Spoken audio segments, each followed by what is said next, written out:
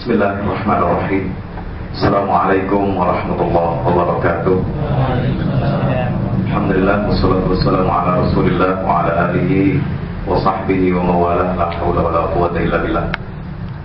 Alhamdulillah yang saya hormati, syukur alhamdulillah pada kesempatan sore ini kita dapat bersilaturahim, bertemu muka dan duduk di majlis di tempat kita beribadah pada Allah Subhanahu wa taala, dan alhamdulillah kita dapat merasakan nikmat iman dan Islam, dan juga nikmat kita untuk diberikan kekuatan sehat lahir batin untuk kita thalabul ilmi.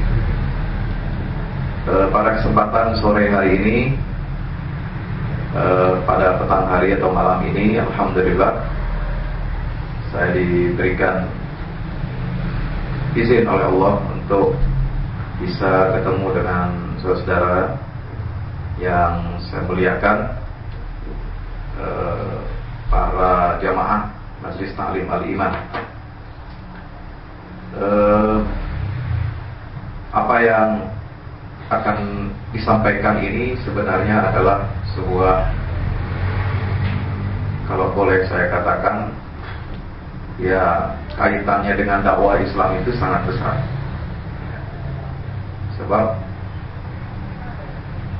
salah satu tantangan terhadap dakwah Islam di era kontemporer ini adalah soal liberalisasi agama,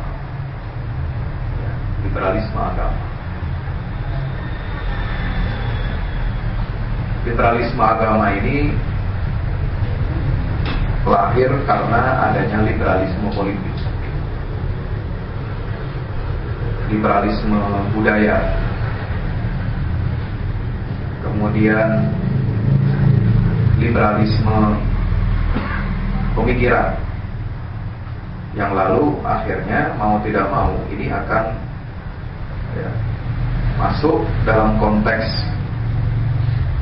bukan hanya di Barat, tetapi juga di kalangan umat Islam ini ada dampaknya terhadap agama. Dan di dunia Islam, saudara, di mana umat Islam ini yang mayoritas terutama dan memiliki ekspresi politik, ya, terutama setelah reformasi ini, gerakan-gerakan Islam itu luar biasa.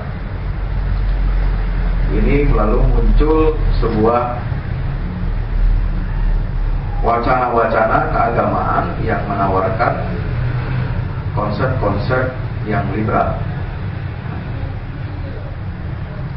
Kalau kita lihat konteks keagamaan ataupun peradaban Barat, ya, karena liberalisme ini lahir di Barat. Liberalisme itu lahir karena kekecewaan, ya, masyarakat manusia Barat terhadap agama, terhadap doktrin-doktrin agama, terhadap kitab suci, terhadap otoritas penafsiran, apalagi didukung oleh situasi sosial dan politik di Barat, di mana ketika sistem politik di abad pertengahan itu antara gereja dan negara itu bersatu, kekuasaan paus itu menentukan kehidupan politik dan sosial di Barat. Ini menimbulkan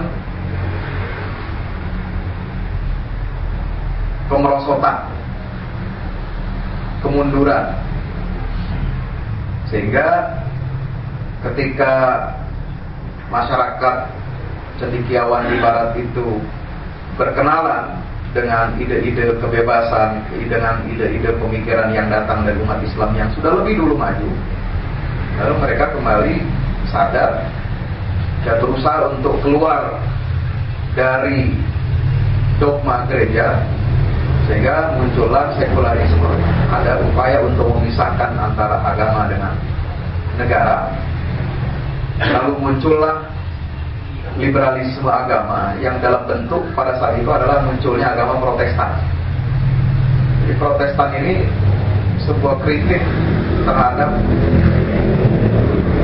gereja, kritik terhadap otoritas tunggal dalam menafsirkan Bible.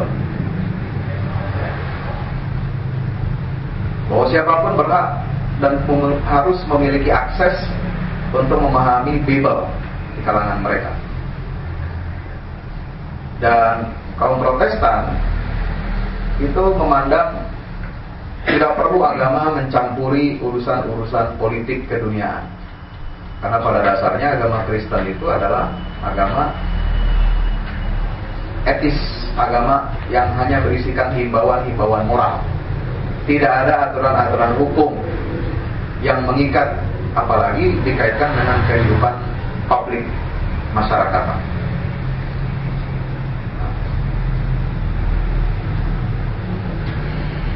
Dan itu ditambah, saya bicara sekitar cerita flashback ya, latar belakang munculnya liberalisme ini.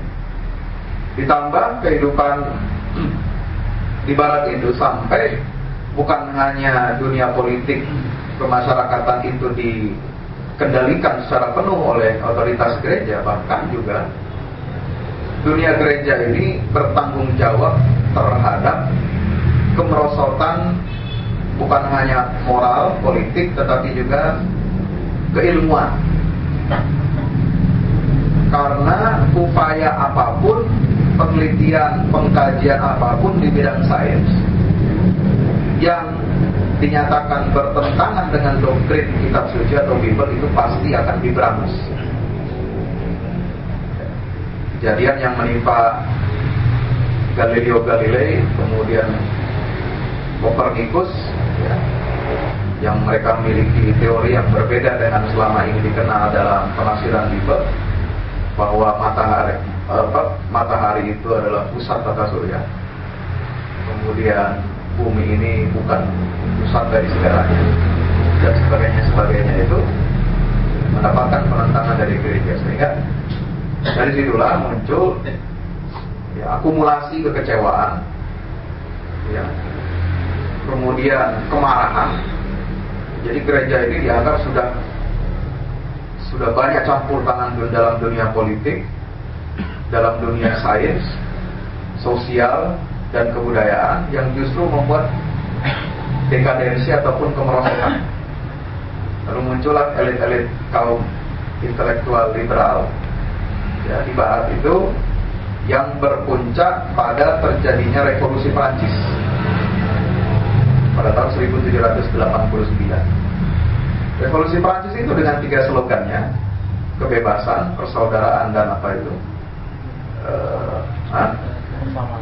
Persamaan, egalitarianisme, ya, liberty atau liberté, ya, itu menjadi sebuah doktrin untuk membalikkan keadaan. Yang dulu dunia Kristen itu terpusat kepada teosentris, kepada Tuhan, ya, pada doktrin tentang agama, sekarang dibalik menjadi antroposentris. Semuanya manusia itu terpusat kepada manusia. Ya, jadi, dan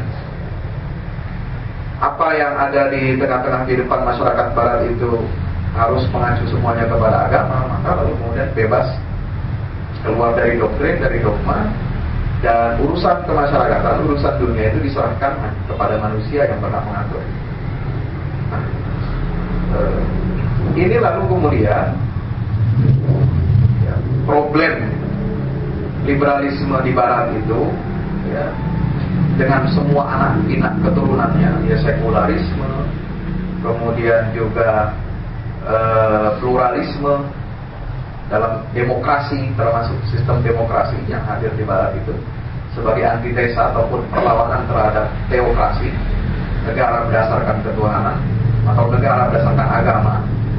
Ini kan problem pemikiran di barat. Nah, mau tidak mau, ketika